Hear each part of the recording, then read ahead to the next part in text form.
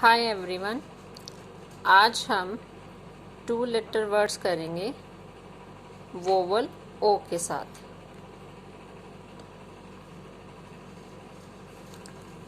ओ की साउंड होती है ओ, बी की साउंड होती है ब, ओ ब ओब। ओ की साउंड ओ, डी की साउंड ड, ओ ड ओड।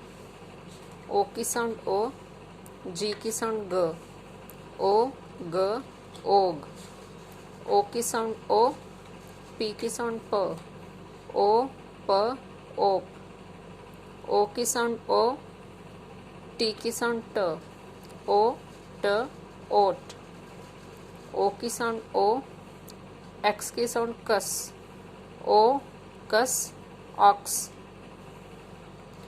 ओ की साउंड ओ, वाई की साउंड य। लेकिन जब ओ और वाई आ जाए तो ये ओए होएगी, ओए। ठीक, ये सारे अभी तक हमने जो टू लेटर वर्ड्स में साउंड करी हैं वो शॉर्ट वोवल साउंड्स करी हैं। तो अगर आपको ये वीडियो पसंद आई हो, इसको लाइक कीजिए और इस चैनल को सब्सक्राइब कीजिए और जितना हो सके इस वीडियो को शेयर कीजिए। Thank you so much.